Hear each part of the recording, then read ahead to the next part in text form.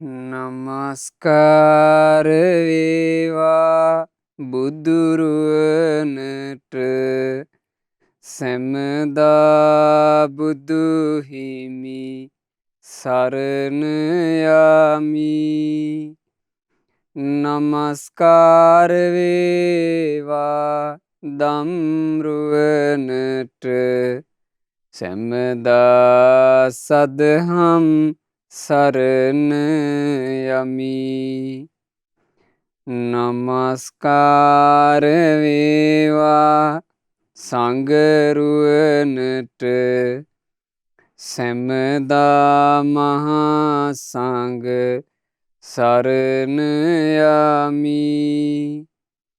නමස්කාර වේවා තුනුරුවනට සැමදා තිසරණ සරණ යමි. සාදු සාදු සාදු. අප හැම දිනාගේ කල්යාණ මිත්‍ර ගුරු දේවෝත්තම පරම පූජනීය පින්වත් ලොකු ස්වාමීන් වහන්සේ නිදුක්ව නිරෝගව දීර්ඝායුෂ සම්පන්නියම ලබත්වා. සාදු සාදු සාදු. වාසනාවන්ත සැදැහැවත් පින්වතුනි, අපි අපේ ජීවිතවල ගුණධර්ම ආරක්ෂා කරන්නට යම් හෝ ආසාවක්, සුළු හෝ ආසාවක් ඇති කරගත්තේ අපිට බුද්ධ ශාසනය මුණ ගැහිච්ච නිසා. නැත්තම් අපි ජීවිතේ වැදගත් දේ බවට පත් කරගෙන හිටියේ එක වනේ. බුදු කෙනෙකුගේ බණපද අහන්න ලැබුණාට පස්සේ තමයි පින්වතුනි අපේ හිතවලට අදහසක් උපන්නේ ගුණධර්මයක් දියුණු කරගන්න ඕන, ගුණධර්ම රැක ගන්න ඕන. ඒ ගුණධර්මකින් තමයි අපිට සෙත සැලසෙන්නේ කියලා.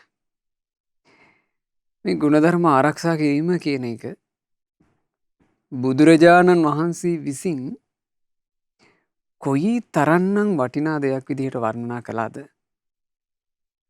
ඇතැම් වෙලාවට හිතාගන්න බෑ භාග්‍යතුන් වහන්සේ විසින් මේ ගුණයක් හානි කර ගැනීම ගැන දක්වපු ආකල්පය.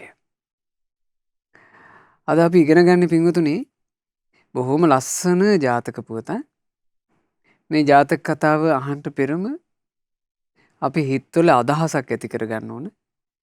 ඒ තමයි අපේ ගුණධර්ම මේ විනාශ වීම පිණිස කොයිතරම් බාධා කරදරාවත්, කොයිතරම් කරදරාවත් මේ ගුණ වඩන ජීවිතේට කොච්චර බාධා ආවත්, කොච්චර කරදරාවත්, කොච්චර කංකටොළු ආවත් ගුණධර්ම වෙනසෙන්න දෙන්න එපා. මම නම් මගේ ගුණයක් වෙනසෙන්න දෙන්නේ නැහැ. මහා හස්තසාර මණිකක රකින්නවා වගේ මම මගේ පුංචි ගුණධර්මයේ පවා රැක ගන්නවා කියන හිත ඇති කරගන්න. ඒ හිතින් අපි අද මේ ජාතක පුවත ශ්‍රවණය කරමු. ජාතක කතාවේ නම කුලාවක ජාතකය. කුලාවක කියලා කිව්වේ ගුරුළු කැදැල්ල. ගුරුළු කැදැල්ල ගැන තමයි මේ ජාතක කතාවේ කියවෙන්නේ. අද මේ දේශනාව වෙනුවෙන් දායකත්ව දරන්නේ කෑගල්ල කෝට්ටපොළ පදිංචි පින්වත් ආරි සිරිනාග මෑණියන්. මේ මාසේ 27 වෙනිදාට තමයි මෑණියන්ගේ 75 වෙනි උපන්දිනය යෙදෙන්නේ. ඉතින් මේ 75 වෙනි උපන්දිනය නිමිති කරගෙන ආරි සිරිනාග මෑණියන්ට මේ ධර්ම දානමේ පින අනුහස් නිදුක් නිරෝග සුවය පිණිස හේතු වේවා. දීර්ඝායුෂ සම්පන්නිය පිණිස හේතු වේවා. සුවසේ දහමේ හැසිරී ධර්මාවබෝධයෙන් සැනසෙන්න මේ පින හේතු වේවා කියන උතුම් ප්‍රාර්ථනාවෙන් අද ධර්ම දානය සිද්ධ කරන්නේ. පින්වතුනි, ලෞතර භාග්‍යවත් බුදුරජාණන් වහන්සේ සෙවන් නුවර ජේතවනාරාමේ වැඩ ඉන්න කාලේ තමයි මේ සිද්ධිය වුණේ. යහළු භික්ෂුන් වහන්සේලා දෙනමක් හිටියා. මේ දෙනම බුදුරජාණන් වහන්සේටත් වන්දනා කරලා දුර පළාතකට පිටත් වෙලා ගියා සෙවන් නුවරින්. දැන් දෙන්නම එකට ගියේ. දෙන්න එකට ගිහිල්ලා එහි පහසු ස්ථානයක සුවසේ වාසය කළා. දැන් කාලයක් එකටම බණ භාවනා කරගෙන හුදෙකලා කුටියක හිටියා. ඊට පස්සේ මේ දෙනම් වහන්සේ කාලේ ගත වෙලා අපි ආයෙමත් සැවැත් නුවරට යන් භාග්‍යතුන් වහන්සේ බැහැ දකින්න කියලා ඒ පිටිසර පළාතේ ඉඳලා බුදුරජාන් වහන්සේ දකින්ට යලි වැඩම කරමින් හිටියා. මේ වැඩම කරමින් ඉද්දි ඔන්න එක නමකගේ අතේ පෙරහන් කඩක් තිබුණා. පෙරහන් කඩ මොකටද පින්වතුනි? පැන් පෙරලා වළඳන්ට. පැන් පෙරලා දැන් සාමාන්‍යයෙන් අද කාලේ වගේ නෙමෙයිනේ ඒ කාලේ හමු වෙන පැන්තොටකින් පැන් වළඳනවනේ නේ. දැන් මං හිතනවා වයසක ආච්චි අම්මලා සීයලාට හොඳ මතකයක් ඇති. අපේ අතීතය ගත්තොත් එහෙම අපි තෝන ඇලකින් දොලකින් වතුර බිව්වා. එහෙම මේ ගලාගෙන යන ඕන වතුරක් බොන්න පසුබිමක් අපේ අතීතේ තිබ්බේ නැද්ද? මම දැන් සමහරලාවට දැකලා තියෙනවා අපේ ඔය ගම්බදට වෙන්න තියෙන අසපුවල ඒ මිනිස්සු තාම ගොවිතැන් කරන මිනිස්සු තාම ඇලෙන් වතුර බොනවා. ඇලට බැහැලා කෙලින්ම ඇලෙන් වතුර බොනවා. ඒක නමුත් දැන් ටිකෙන් ටික ඈත් වෙලා යන එකන්නේ. දැන් භාග්‍යතුන් වහන්සේ වැඩ ඉන්න කාලේ මේ භික්ෂුන් වහන්සේලා තමන් වහන්සේලාට පැන් පිපාසාවක් ඇති වුණොත් එහෙම ඕන තැනකින් පැන් වළඳන්ට නිතර ළඟ තියාගෙන ඉඳලා තිනවා පෙරහන් කඩේ. දැන් එක භික්ෂුවක් ළඟ පෙරහන් කඩයක් තිබුණා. අනිත් භික්ෂුන් වහන්සේ ළඟ පෙරහන් කඩේ තිබ්බේ නැහැ. ඉතින් මෙහෙම දෙනම වහන්සේලා වැඩම කරනකොට සමගියෙන් දෙන්න ආවා. එතකොට වතුර ටිකක් පිපාසාවක් ඇති වෙච්ච ගමන් දෙන්න පෙරහන් කඩේ බෙදාගෙන පාවිච්චි කළා. ඔය දවසේ එන අතරමඟ දැන් ඉතින් දුර ගමනක්නේ. ඉන්දියාවේ ගමන් දවසින් යන්න පුළුවන් ඒවා නෙවෙයිනේ. මගින් මග නැවති එද්දි මොකක් හරි එකකට දෙන්න අතරේ පොඩි වාදයක් හටගත්තා.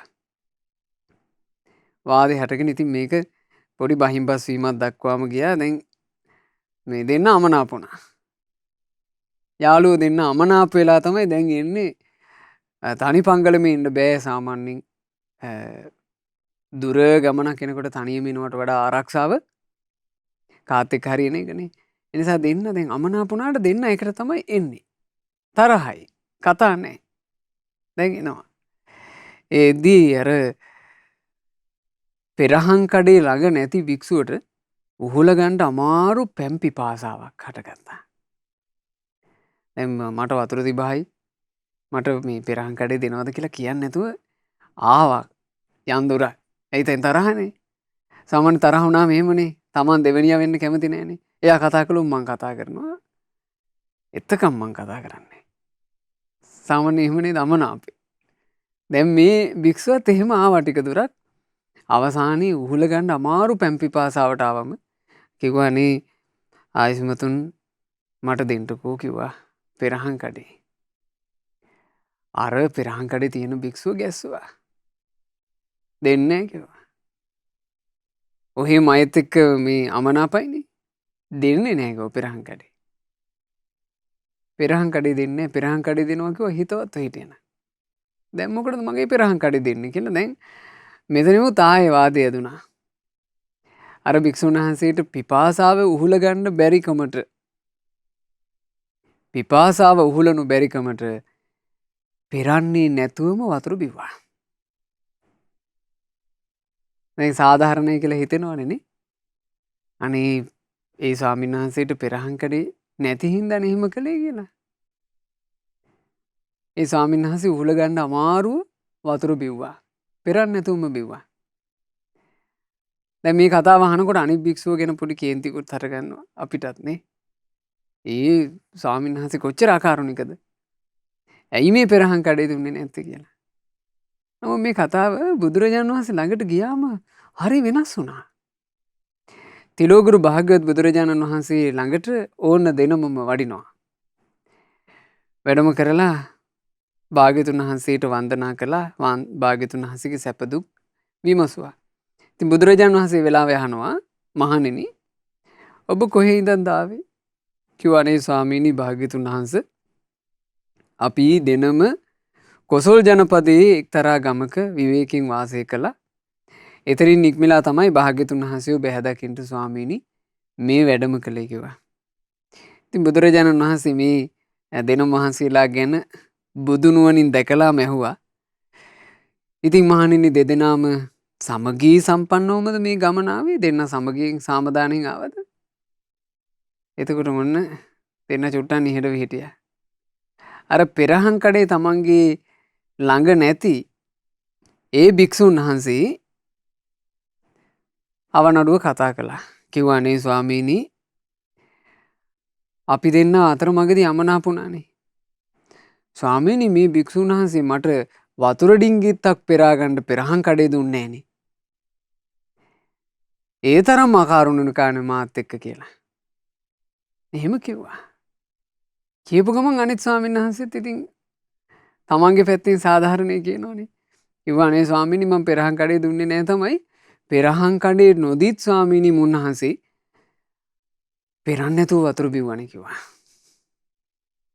එතකොට භාග්‍යවත් බුදුරජාණන් වහන්සේ අර පෙරන්නේ නැතුව පන් වළඳපු භික්ෂුවට ඍජුව කතා කළා. භික්ෂුව ඔබ මේ පෙරන්නේ නැතුව පන් වළඳුවා කියන්නේ ඇත්තද? එතකොට භික්ෂුව කිව්වා අනේ ස්වාමීනි එහෙමයි.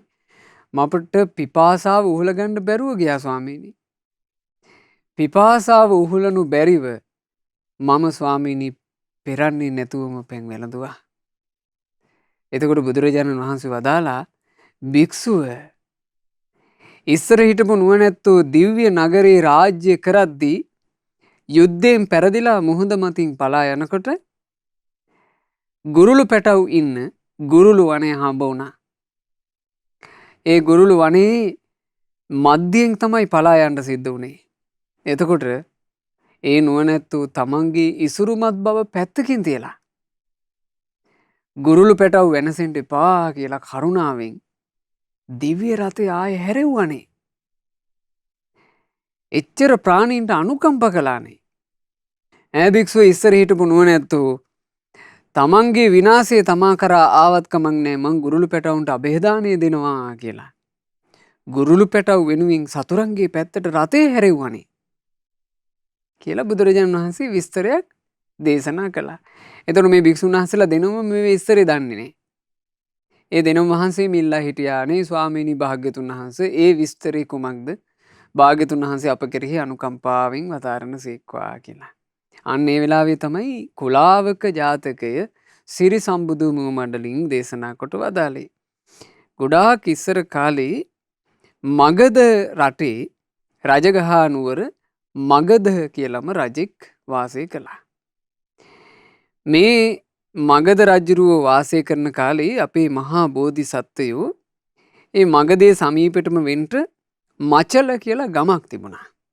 මේ මචල ගමේ වැදගත් පවුලක පුතෙක් විදිහට උපන්නා. නම් තබන දවසේ මේ බෝධිසත්ව පුත් කුමාරයාට නම තිබ්බා මග කියලා. මොකද්ද නම? මග කියලා නම තිබ්බා. තරුණ වයසට එනකොට මේ මග මානවක කියලා ප්‍රසිද්ධ වුණා. මානවක කියලා කියන්නේ තරුණයා කියන අදහස. මග මානවක කියලා ප්‍රසිද්ධියට පත් වුණා. ඉතින් මේ බොහොම ධනවත් සිටු පවුලක් නිසා ඔහුගේ මව්පියෝ සුදුසු කලවයස පැමිණියාට පස්සේ මේ මග මානවකට විවාහ ආදිය කරලා දුන්නා. ඒ කාලේ මේ සිටු සම්ප්‍රදාය තුල තිබිලා තියෙනවා එක පුරුෂයාට බිරින්දෑවරු ගොඩක් ඉන්නවා. ඒ බිරින්දෑවරු ගොඩාක් ඉන්නේ ඒ පුරුෂයාගේ කාම භෝගී බවනේ. සල්ලි භාගේ ගොඩාක් තියෙන නිසා ස්ත්‍රීන් කීප දෙනෙක්ම භාර්යාව විදිහට ඉන්නවා. දැන් මේ මග මානවකට හිටියා බිරින්දෑවරුම 4 දෙනෙක්. තරුණ බිරින්දෑවරු 4 දෙනෙක් හිටියා. ඉතින් මේ මග මානවක දූ දරුවොත් හදාගෙන බොහෝම හොඳ පෞල් ජීවිතයක් ගත කළා. මග මානවකට තිබුණා හොඳ යහපත් පුරුදු ටික. ඒ පුරුදු තමයි මග මානවක හොඳ අධිෂ්ඨානකින් හිටියා හිත ඇතුලේ. මව්පිය උපස්ථානය. අම්මට තාත්තට ආදරෙන් උපස්ථාන කළා. ඊළඟට වැඩිහිටියන්ට ගෞරව දැක්වුවා. ඊළඟට මේ මග මානවක බොරු කියන්නේ.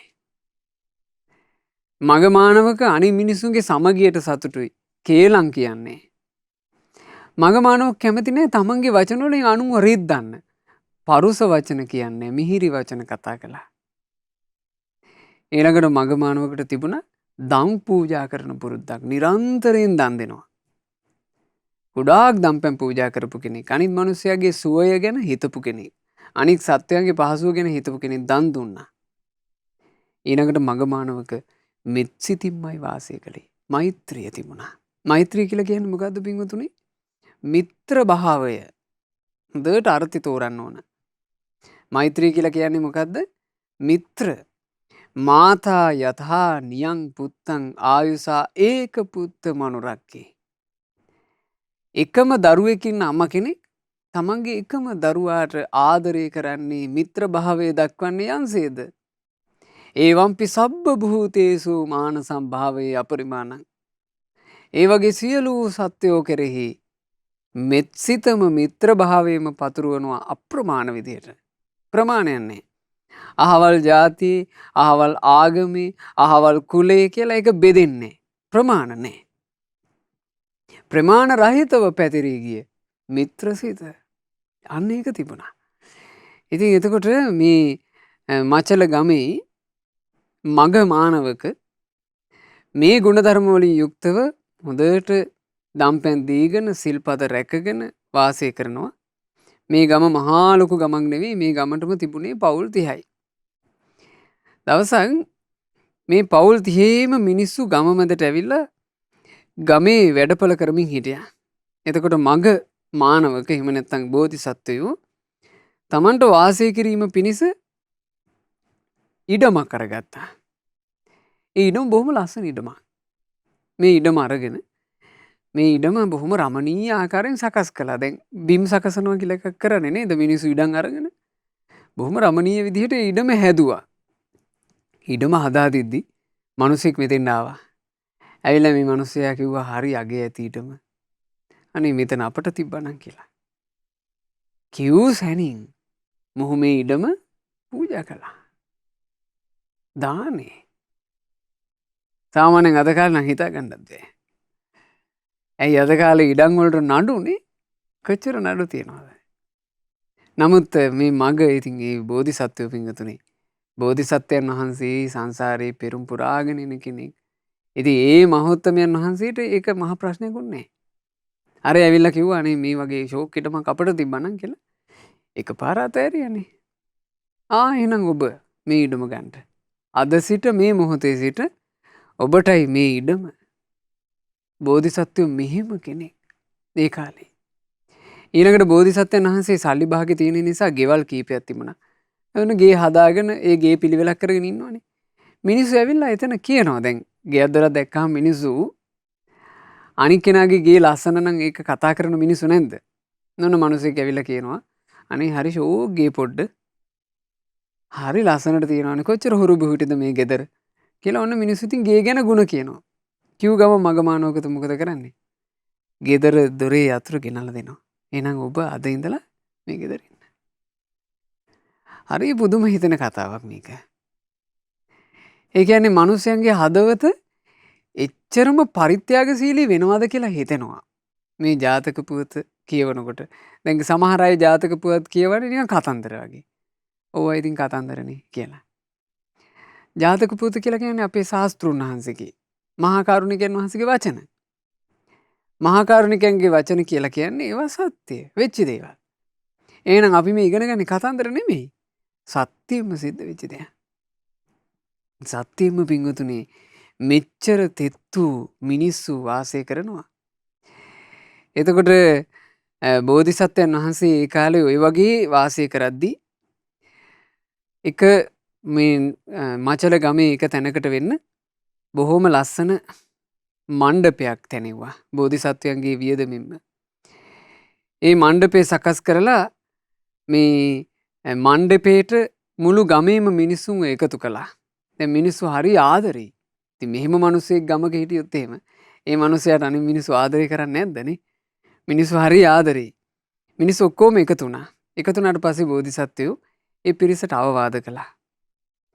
අපි මේ මනුස්ස ජීවිතේ ගොඩාක් කලින්නේ. අපි හැමෝම වැඩි හිටියෝ බවට පත් වෙලා අපි මැරිලා යනවා. ඒ නිසා අපි පන්සිල් රකිමු. අපි ඔක්කොමලා පන්සිල් රකිමු. මචල ගම සිල් රකින්න ගමක් බවට පත් කරමු. කියලා ඔන්න බෝධිසත්වය දැන් කට්ටියට කතා කළා. ඒ කට්ටියට සතුටුයි. බෝධිසත්වයන් වහන්සේට කිව්වා ඉතින් මග ඔයා කියනවා නම් අපි සිල් රකිමු. අපි සතුටුයි සිල් රකින්න. මොනවද සිල්? ඔන්න එතකොට මග මානවක කියලා දුන්නා. එහෙනම් අද ඉඳලා අපි සත්තු මරන්නේ. අද ඉඳලා අපි අනිත් අයගේ ඌට ආස කරන්නේ. අපි හොරකම් කරන්නේ. අද ඉඳලා අපි අපේ භාර්යාවොත් එක්ක විතරක් සතුටු වෙනවා. එක එක කාන්තාව පස්සේ යන්නේ නැහැ. එක එක පුරුෂයෝ පස්සේ යන්නේ. අද ඉඳලා අපි බොරු කියන්නේ. අපිට කොච්චර පාඩු වුණත් අපි බොරු කියන්නේ. අද ඉඳලා මේ ගමේ අපි මත්පැන් මද්ද්‍රව්‍ය පාවිච්චි කරන්නේ. අපි මේ ටික සමාදන් වෙමු කිව්වා.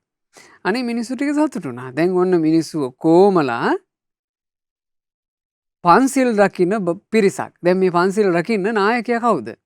බෝධිසත්වෝ. ටික බෝධිසත්වයන් වහන්සේ මේ පිරිසේ නායකයා බවට පත් වුණා. ඒ නායකයා උනේ අර මේ අමුතු පෝස්ට් එකක් අරගෙන නෙමෙයි. මේ තමයි ඔබේ නායකයා කියලා පත් කරපු පෝස්ට් එක නෙමෙයි. මිනිසුන්ගේ හිත් දිනා ගත්තා. මිනිසුන්ගේ හිත් දිනාගෙන බෝධිසත්වයෝ නායකයා බවට පත් වෙලා ඇත්තටම මේකේ නායකයා කියනවට වඩා ලස්සන වචනේ කල්යාණ මිත්‍රයා වුණා. කල්යාණ මිත්‍රයා. බෝධිසත්වයෝ නිසා බලන්න මේ මිනිස්සු පන්සිල් රකින්නවා. බෝධිසත්වයෝ නිසාම දැන් මේ මිනිස්සු විවේක දවස්වලට ඔක්කොමලා එකතු වෙලා වෑ පොරෝ කුළු ගෙඩි ආදී අරගෙන බෝධිසත්වයොත් එක්ක එකට යනවා. එක එක ගම් වලට යනවා. ගිහිල්ලා කරන්නේ මොකද්ද? මේ ඇවිද යනකොට අපි හිතමු පාරේ පාලමක් කැඩිලා වගේ නම් පාලම අබලන් වෙලා නම් කට්ටිය ටික කතා වෙනවා. අපි පාලම මෙහෙම හදමු. පාලම සම්පූර්ණයෙන් සකස් කරනවා. ඒ දඬු බිඳිලා නම් ඒ දඬු ගානට ලස්සනට හදනවා. ලිං ආදී නිකන් කවුරු පරිභෝග කරන්නේ නැතුව අර ලිං පල් වෙලා අයින් කරලා දාලා නම් ඒ ලිං ඉහලා සුද්ධ කරලා ලිඳ වටේ බැඳලා සුද්ධ කරලා හරි ලස්සනට මිනිසුන්ට පරිභෝග කරන්න පුළුවන් විදිහට හදනවා. හතරමං හන්දිවල පැන්තාලි හදනවා. පුදුම දේවල් කළා. කල්යාණ මිත්‍රයෙක් නිසා. මේ ජාතක පොත කියවනකොට මට හරියට සිහිපත් වුණා. අපිට අපේ මනුස්ස ජීවිතේ පිංගුතුනේ අපිට මොන ගැහුණානි කල්යාණ මිත්‍රයෙක්. ඒ කල්යාණ මිත්‍රයන් වහන්සේ නිසා අපි අපේ තරුණ වයස වෙනකොටම සිල්වත් වුණා. සිල් රකින්න උත්සාහවත් වෙන අය වුණා. සීලය කියන එක තඹ සතේකට ගණන් ගන්නේ නැති පිරිසක් අතරේ අපි සිල් රකින්නෝ බවට පත් වුණා. බණපද කියන ඒවා අහන්න උනන්දුවක් නැති පිරිසක් අතරේ අපි ආසාවෙන් බණ අහන අය බවට පත් වුණා. අපි සෑ රජාණන් වහන්සේලා ඉදි කරන අය බවට පත් වුණා. අපි බෝධි මණ්ඩප තනන අය බවට පත් වුණා. සෑය බෝධිය ළඟ බුදු ගුණ ගායනා කරන අය බවට පත් වුණා. ලාමකේවා කිය සතුට වෙන මිනිස්සු අතරේ හඬ නගලා බුදු ගුණ කිය සතුට වෙන අය බවට පත් වුණා. බලන්න මේ වෙච්ච වෙනස. ඉතින් මම ඔය චුට්ටයි කිව්වේ පිංගුතුලා හිතන්න. පිංගුතුලා හිතන්න මේ ඇත කාලේ කල්යාණ මිත්‍රයෙක් මුණ ගැසීම නිසා අපිට වෙච්ච යහපත මේ ලංකාවේ මිනිස්සු හිතන්න ඕන එක. ඒක හිතන්නේ නැති මිනිස්සුමයි වැඩි. ඉතින් ඒ හිතන්නේ නැති මනුස්සයට වෙන දේ ගැන කියන්න තියෙන්නේ සෙවන නැතුව ගියාට පස්සේ පසුතැවෙන්න වෙයි. එච්චරයි. මහා ගහක් තියෙනකොට ඒ මහා ගහ හෙවන හදනවා. ඒ හෙවන හදන මහා ගහේ හෙවන යටම ඉඳලා අපිට හෙවන දෙන්නේ මේ මහා ගහ කියලා අඳුන ගන්න බැරි වුණොත් එහෙම ඒ මිනිහාට කියනවා අසත්පුරුෂයා කියලා. Tamanට හෙවන දෙන රුක්ක අඳුනන්නේ නැත්තේ අසත්පුරුෂයා. මට සෙවන සදන්නේ මේ රුක්ෂයයි කියලා නහොඳනන්නේ අසත්පුරුෂයා. ඒ අසත්පුරුෂයාට රුකෙන් මට හෙවන දෙනවා කියන එක පේන්නේ නැහැ. ඒක ඉන්නේ හෙවන යට හැබැයි. ඒ තමයි අසත්පුරුෂයාගේ ස්වභාවය. එතකොට ඒ අසත්පුරුෂයා තමන්ට හෙවන සදන්නේ මේ මහා වෘක්ෂයයි කියලා දන්නේ නැති නිසා ඒ රුක සිඳිනවා. ඒ රුකට ගරහනවා. ඒ රුක වනසන්න කරන්න පුළුවන් දේවල් ඔක්කොම කරනවා. අපි හිතමු මේ අසත්පුරුෂයා තව අසත්පුරුෂයෝ කාණ්ඩයක් හදාගෙන රුක්සේ වෙනසුවා කියලා. පින්වතුනි රුක්ක වෙනසෙන්නේ හෙවණ තියලද? නෑ. රුක්ක වෙනසෙන්නේ හෙවණත් නැති වෙලා. ඒ රුක්සේ වැටෙන දවසට හෙවණත් නැතු වෙනවා. ඒ රුක්ෂයට මහා රුක්ෂයට පුළුවන් නම් හෙවණ තියලා තමන් නැසිලා යයි. ඒක කරන්න බෑ. ඒ වගේමයි. කල්යාණ මිත්‍රයා යම් කලෙක නැති වී යනකොට ඒ කල්යාණ මිත්‍රයා දුන් සෙවණත් නැතු වෙනවා. ඉතින් ඒ නිසා කල්යාණ මිත්‍රයෙක් සත්පුරුෂයෙක් මුණ ගැහිච්ච මොහොතේ ඒකේ වටිනාකම අඳුන ගන්න ඕනේ. ඒ වටිනාකම අඳුන ගන්න සත්පුරුෂයෝ බවට පත් වෙන්න අපි හැමදෙනාට වාසනාව ලැබේවා කියන පැතුමයි අපි අපේ හිතවල තියාගන්න ඕන. මේ පැතුම මුමුණ හිටියත් කමක් නැහැ. බෝධිසත්වයෝ නිසා ඉතින් මේ මිනිස්සු ඔන්න දැන් ඒ කාලේ මහා පින්කම් කරගෙන තියෙනවා. පාරවල් හදලා තියෙනවා, වලගොඩලි පුරවලා සම කරලා තියෙනවා. මේ කවුරුත් රජයෙන් සල්ලි දුන්නේ නැහැ මේ අයට. මේවා කරන්නේ කුමක් පිණිසද? මෛත්‍රියෙන්. මෛත්‍රියෙන් පිරුණු හිතින් මේ පාරේ කවුරු ගියත් කමක් නැහැ. යන කෙනා සුවසේ යන්න ඕන. ආන් එහෙම මේ මෙත්සිත මුලට අරගෙන මිනිස්සු කටයුතු කළා. දැන් අපේ රටෙත් තරුණියෝ කාලයක් එහෙම කටයුතු කළා නේද? මට මතකයි මේ සම්පූර්ණයෙන් මග දෙපස අලංකාර කරන ඒවා කළා. තරුණ පිරිස එකතු වෙලා ඊට පස්සේ පුරන් වෙලා යන කුඹුරු ආස්වද්දන ඒවා කළා. ඉතින් මේවා අඛණ්ඩව පවතින්න තිබ්බ දේවල්. ඉතින් සමහර දේ තියෙනවා පින්වතුනි යහපත් දෙයක් පුරුදු කරගෙන යනකොට ඒවාට හරි බාධා. ඒක පවතින්නේ නැහැ. ඒවට උදව් කරන්නේ නැහනේ. දැන් මාධ්‍යයට එහෙම පුළුවන් ඕන නම් ඒවා යලි ඔසවලා ගන්නනේ. මාධ්‍යයට බැරිද? මාධ්‍යයෙන් නමුත් ඒක නෙමෙයි කරන්නේ. මාධ්‍යයෙන් මිනිස්සුගේ ඔළුව පුරවන්නේ ප්‍රශ්න වලින්මයි. සාමාන්‍යයෙන් රූපවාහිනී මාධ්‍ය බලනකොට පින්වතුන්ලා දැක ඇති ප්‍රවෘත්ති වලට මේ එක දිගට පෙන්වන්නේ රටේ තියෙන ප්‍රශ්න කන්දරාවනේ. කෙනෙකුට තර්ක කරන්න පුළුවන් ඉතින් ප්‍රවෘත්තිනේ. ඇත්ත දෙන්න එපයි. තියෙන තොරතුරු දෙන්න එපයි කියලා. තොරතුරක් ලබා දීමේදී අපි මිනිස්සු නිසා අපිට කල්පනාවක් තියෙන්න ඕන අපි ඒ කරන දේ කොයි තාක් දුරට යහපත පිණිස පවතිනවද කියලා. යමක් සත්‍ය වූ ඵලියට හැමතිස්සෙම සත්‍ය යහපත පිණිස පවතින්නේ නැහැ. සත්‍ය කියන එක නුවණැත්තා විසින් තෝරා බේරාගෙනයි පාවිච්චි කළ යුත්තේ. ඉතින් ඒක අපේ වත්මන් මාධ්‍යකරණයට ගොඩාක් තේරුම් ගන්න බැරි වෙච්ච එකක්. ඒ නිසා මිනිසුන්ට එහෙම අදහස් යන්නේ නැහැ. ඉතින් මේ බණපදයක් කියන අතරේ අපි මේක කියන්නේ යම් කෙනෙකුට මේ බඳු හිතුවිල්ලක් හෝ ඇති වුණොතින් කියලා එහෙම අදහසකින්. ඉතින් ඒව වෙයිද නැද්ද කියලා අපිට තේරෙන්නේ නැහැ. කොහොම වුණත් පින්වතුනි මේ බෝධිසත්වයන් වහන්සේ මුල් කරගෙන මගමානවක මුල් කරගෙන මචල ගමේ මිනිස්සු නම් ඕන්න පින් කරගත්තා. දැන් අපි ජාතක කතාවනේ කතා කරන්නේ. අද කාලේ මොනවා වුණත් ඒ කාලේ මචල ගමේ හිටපු මිනිස්සු හොඳට පින් කරගත්තා. පින් කර ගන්නකොට ඕන්න එනවා බාධා ටික. මචල ගමට පත් කළා හිටිය රජයෙන් ගම් මුල ඇදෑනි. ගම බලා ගන්න කෙනා. මේ ගම බලා ගන්න පුද්ගලයා බැලුවා මම ශ්‍රම දානයකට කතා කළොත් මේකුන් එකෙක් හොයාගන්න නැහැ. සල්ලි දෙනවා කිව්වත් මුන් එන්නේ නැහැ. මේ මගත් එක්ක එකතු වෙලා මේකුන් පොලිමට ශ්‍රම දාන කරන හැටි මුන්ට වෙහෙසක් නැති ගානයි. මෙහෙම ගියොත් නම් මගේ ගම්මුල ඇදෑනිකමට වදිනවා. මගේ ගම්මුල ඇදෑනිකමට පාර ගහන්නයි මේ පුද්ගලයා හදන්නේ. මං ඒ නිසා මේ පුද්ගලයාව වනසන්න ඕන. ඔන්න දේශපාලනේ. කෙලින්ම දේශපාලනයට අත ගැහුවනේ. මේ මෙත්සිතක් පෙරටුව කරන කටයුත්තට මේ පුද්ගලයා හිතුවා මේ දේශපාලනේ. අරගෙන ආවා. රජුරුව ළඟට ගිහිල්ලා රජුරුවන්ට කියනවා දේවේනි මේ මචල ගමේ මහා විනාශයක් වෙනවා නොවේ. මචල ගමේ හොරු රංචුවක් බිහි වෙලා මොකක් කරගන්න නැහැ. ඒකුන් ගමේ තියෙන පැරණි චාරිත්‍ර ධර්ම ඔක්කොම වනසනවා. සිරිත් විරිත් ඔක්කොම වනසනවා. අමුතු රැල්ලක් හදනවා. මේකට විපත්තියට මුල් වෙලා තියෙන එකෙක් කිව්වා. එතකොට රජුරු දෑසත් ලොකු කරලා ඇයි මේ රජුරුවන්ගේ සේවකයෙක් නෙමෙයි කියන්නේ. රජුරු අහනවා මොකද්ද වෙලා තියෙන දේ? කිව්වා මේ මග කියලා පුද්ගලයෙක් ගමේ පිරිසව වසඟයට අරගෙන. වසඟයට අරගෙන ඒ මිනිහට හිතෙන ඒව කරනවා. රජුරු කිව්වා ඒක ආවත් එක්ක ඔය කාණ්ඩෙම කුදලාගෙන අරගෙන වරෙන් කිව්වා. දැන් ඉතින් රාජ්‍ය බලය පාවිච්චි කරලා මේ ඔක්කොමලා ටික ඇල්ලුවා. අල්ලගෙන අරගෙන ඇවිල්ලා ගම්මුල ඇදයන්ය චෝදනා කරනවා. දේවේනි මේන් ඉන්නවා රට වනසන හොරු ටික. මේකුන් තමයි හොරු කිව්වා. එතකොට රජුරුවත් සමහරවිට බීමත්කමේ හිටියද මන්ද මේක මේ නඩු කතා කළේ නෑ.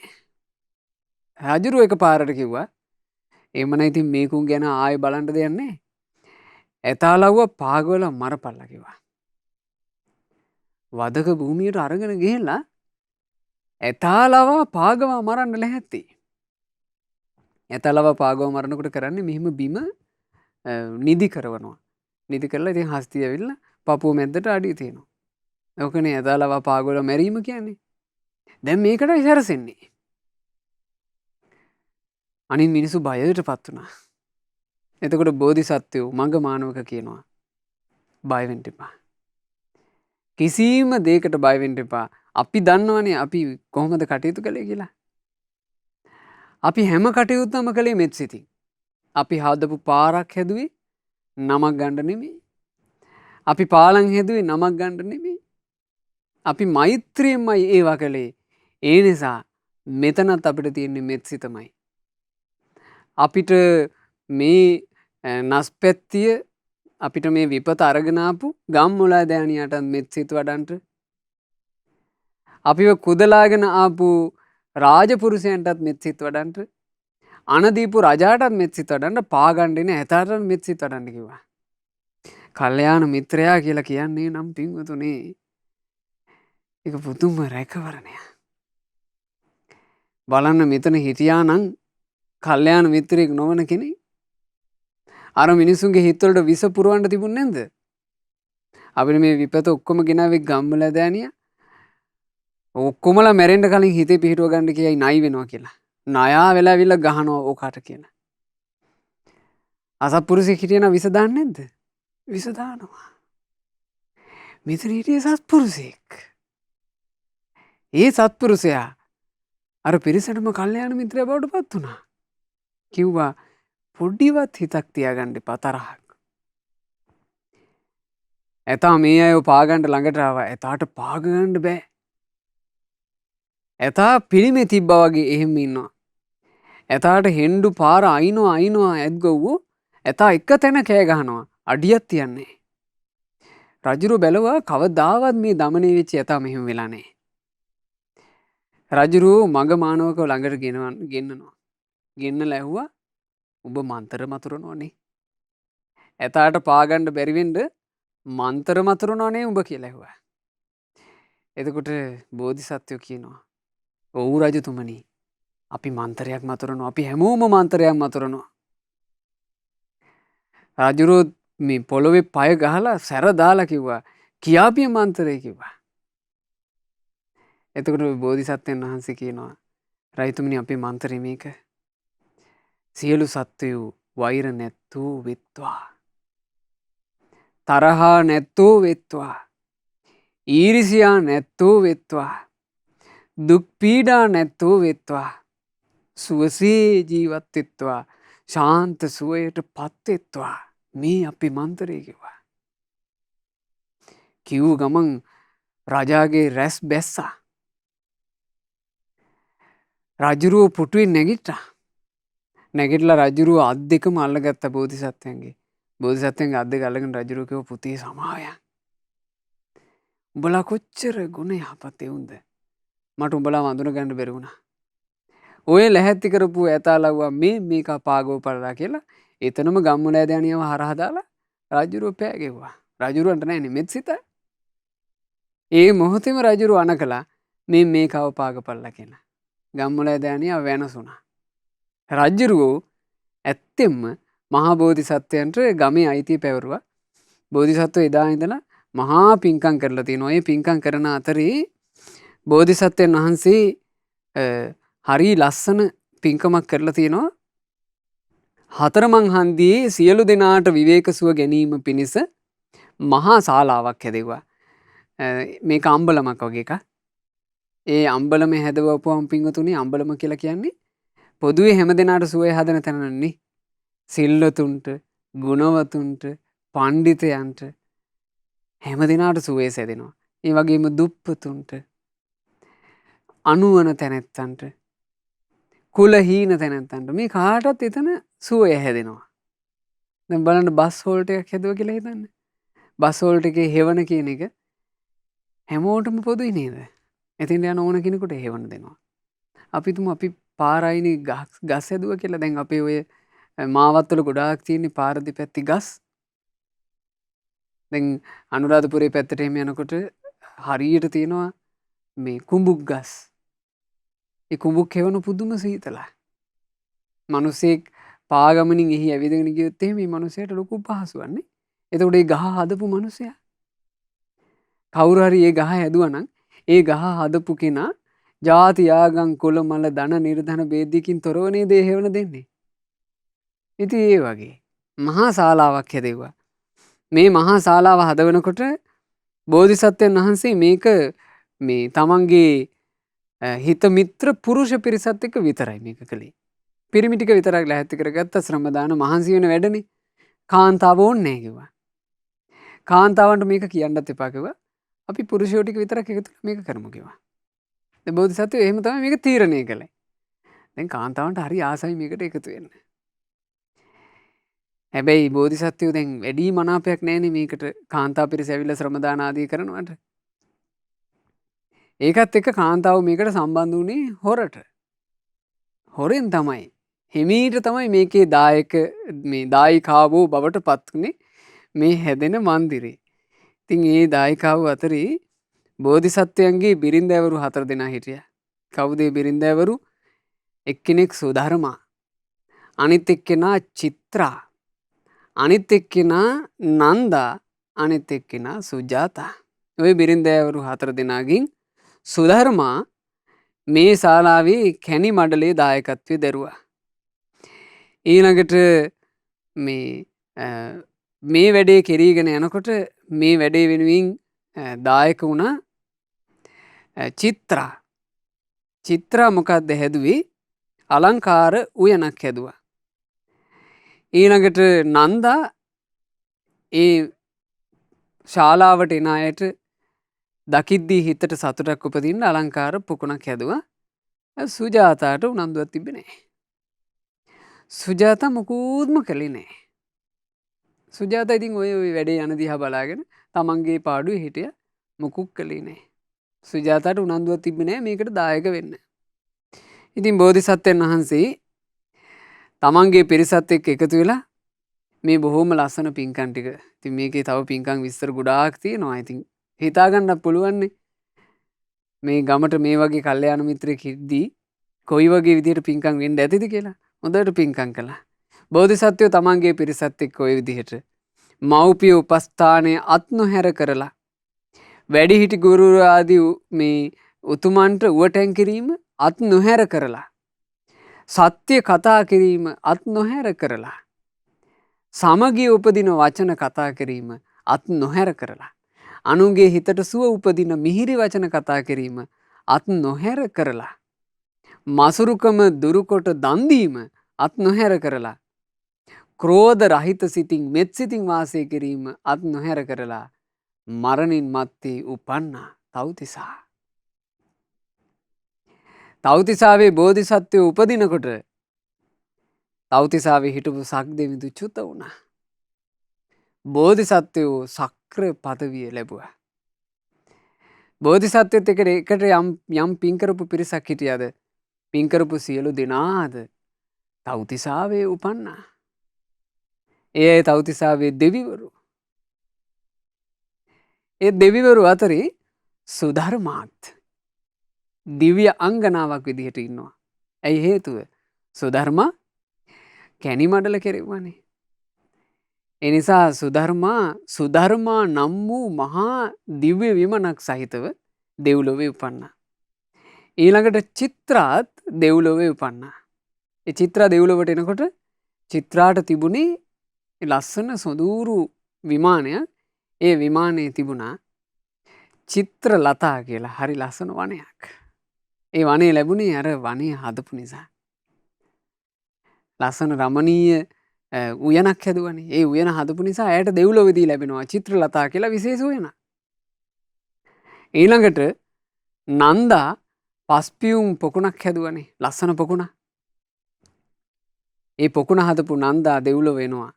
ඇගේ විමානේ ළඟ තියෙනවා නන්දා කියලාම හරිම ලස්සන පොකුණක්. බලන්න මේ පින ගැන ආස හිතෙන්නයි මම මේවා මේ විදිහට වර්ණනා කරන්නේ. මේ ජාතක පුවත දීර්ඝ වශයෙන් මේ විදිහට විස්තරේ දැන් තව්තිසාවේ එකිනෙකා තමන්ගේ පිනට අනුව උපන්න විස්තරේ තියෙනවා. ඒ ඉපදිලා දැන් සක්දිවිදු තමයි දෙව්ලොව රජු. අනෙක් පිරිවරත් එක්ක වාසය කරනකොට සක්දිවිදු මේ හිටපු දේවපුරය ආක්‍රමණය කරන්නට අසුරයෝ ආවා. අසුරයෝ දෙව්පුරයට වැදිලා මහා අසුරයන් එක්ක මහා හටනක් හටගත්තා. මේ හටන තියෙන වෙලාවේ සක්දිවිදුට පලා යන්න සිද්ධ වුණා. දැන් සක්දිවිදු පෙරදුනා. දේව බලේ පෙරදුනා. පෙරදිලා සක්දිවිදු පලා යනවා. සක්දිවිදු පලා යනකොට සක්දිවිදුගේ රථයේ පදවපු රියදුරා වුණේ මාතලි. මාතලිත් එක්ක සක්දිවිදු අසුරයන්ගෙන් බේරෙන්න පලා යනවා. අසුරයෝ පිම්මේ පන්නනවා. මේ පන්නාගෙන එනකොට සක්දිවිදු පලා යන්නේ මුහුද උඩින්. පිංගුතුනේ මේ දෙවිවරු අතරේ කතාවක් අපි මේ කියන්නේ අපේ ඇස් වලට පේන එකක් නෙමෙයි. මෙහෙම යනකොට පිංගුතුනේ මේ මුහුදේ එක තැනකට වෙන්න එක බුම් කොටසකට වෙන්න දිව්‍ය ගුරුලන්ගේ ඒ ගුරුළු කැදලි තිබුණා.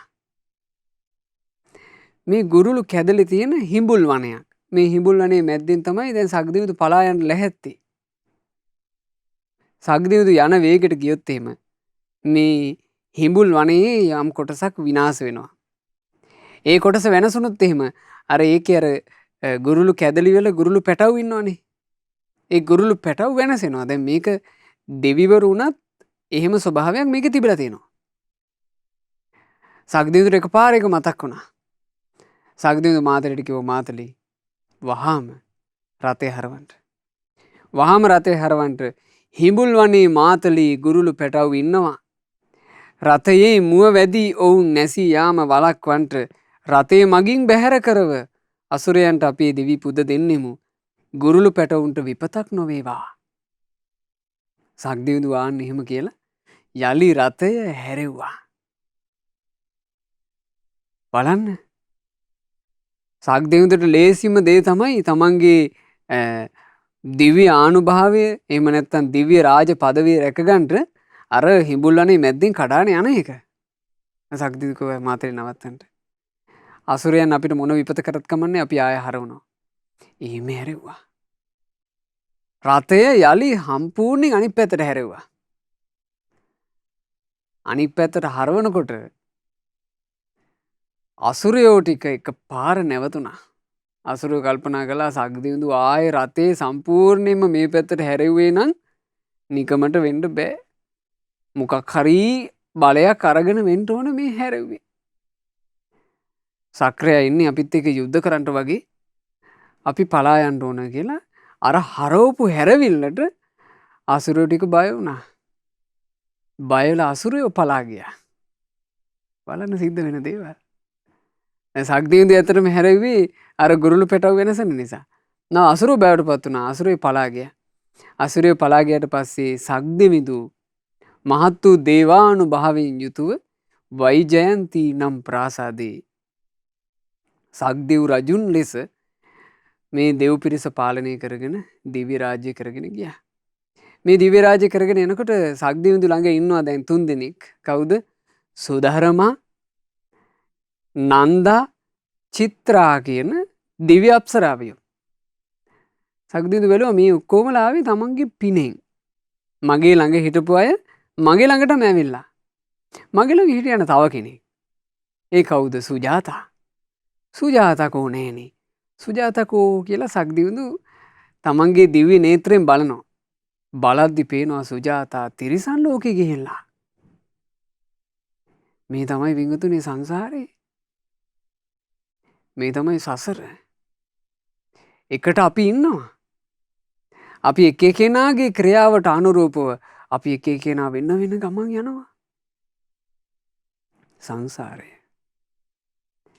බලන්න මග මානවකගේ බිරිඳ විදිහට ළඟ හිටපු කෙනා තිරිසන් ලෝකෙ ගියා. මග මානවකගේ ගමේ හිටපු මචල ගමේ පිරිස දෙව්ලොව ගියා. මේ සුජාතා ගැන අනුකම්ප හිතුණා සක්දෙවිඳුට. සුජාතා ඉපදිලා හිටියේ මේ කෙකිනියක් වෙලා. සක්දෙවිඳු මේ කෙකිනි ඉස්සරහා පෙනී හිටියා. ඈට තේරෙන විදිහට කිව්වා සුජාතා නුඹ කෙකිනියක් වෙලා උපන්නේ මනුස්ස ලෝකෙන් චුත වෙලා. නුඹට පින් කරගන්න බැරුව ගියා. ඒ නිසා නුඹ දැන්වත් පින් කරගනින්. පින් කරගෙන තමන්ගේ ජීවිතේ යලි සුගතියට පමුණවා ගනි. නුඹ පින විදිහට කරපන්. නුඹ මේ ඉපදිලා ඉන්නේ සත්තු ගිලින මේ මාංශ අනුභව කරන උපතක. දැන් කිකිනියෝ කියලා කියන්නේ මේ සත්තු ගිලලානේ ජීවත් වෙන්නේ. ඒගොල්ලෝ කන්නේ සත්තුන්මනේ. සක්දිවිඳු කිව්වා සුජාතා ඔබ කෙකිනියක් වුණාට පණ පිටින් කිසි සතෙක්ව කන්න එපා.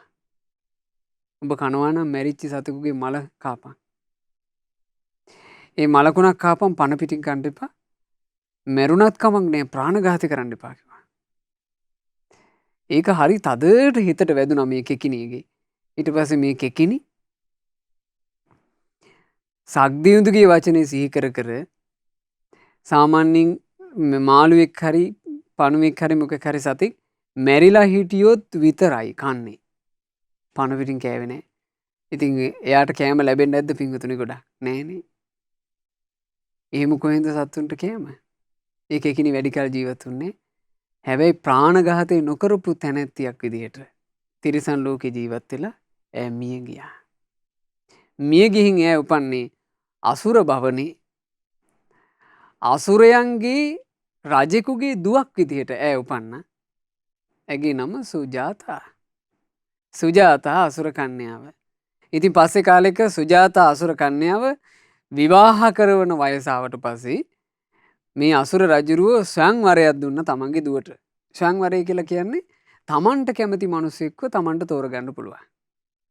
ස්වයංවර කියන්නේ ඒක. දැන් අද ගත්තොත් එහෙම අද මේ මනුස්ස ලෝකේ තියෙන්නේම ස්වයංවරනේ. තමන්ට කැමති කෙනාව තමන්මනේ තෝරගන්නේ. නමුත් අපි අහලා තියෙනව නේද අතීතේ තාත්තලා තමයි දුවට ස්වාමි පුරුෂයා හොයලා දෙන්නේ. ඒ වෙනකන් දුව අර තමන්ගේ රාග පරිදාහය තාත්තා නිසා නිවාගෙන ඉන්නවා. තාත්තගේ වචන ඉක්මවා යන්නේ. ඉතින් ඒක පුදුම හිරියොතක්. දැන් තරුණ වයසට එනකොට ඒ කාලේ ගෑනු ළමයින්ටත් මේ පිරිමි ළමයි එක්ක හාද වෙන්න හිතෙන්නේ නැද්ද? හාද වෙන්න හිතනවා. හිතුණට ඊට වඩා ගෞරවය තියෙනවා තාත්තගෙන. ඒ නිසා තාත්තා මට මගුලක් කරලා දෙනකන් මං මේ වෙන වෙන මගුල් නටන්න යන්නේ කියලා රැකිනවා. ඉතින් එහෙම එකක් තිබිලා තියෙනවා. මේ මනුස්ස ලෝකෙ තිබිලා තියෙනවා. දැන් මේ වෙනකොට නම් ඉතින් නෑනේ. කොහොම තමයි වින්තුනේ මේ සමාජ පරිහානියටපත් වෙලා යන්නේ නේ. අර ස්වයංවරය කියලා කියන්නේ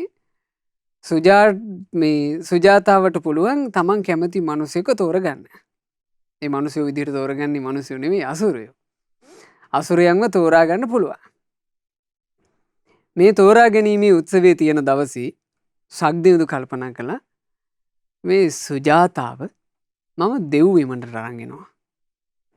සුජාතා දෙව් විමණට අරගෙන එීම පිණිස මම අසුරයෙක් විදිහට යන්න ඕන මේ ස්වයංවර මංගල්‍යයට. සක්දිවිඳු අසුරයෙකුගේ වෙස් ගත්තා. වෙස් අරගෙන අර ස්වයංවර මංගල්‍යයට ගිහිල්ලා නිකන් අසුර තරුණයෙක් වගේ ඉන්නවා. ඉද්දි අර කලින් සසරේ තිබුණු බන්ධනෙත් එක්ක සුජාතාට මෙයාටම හිත ගියා.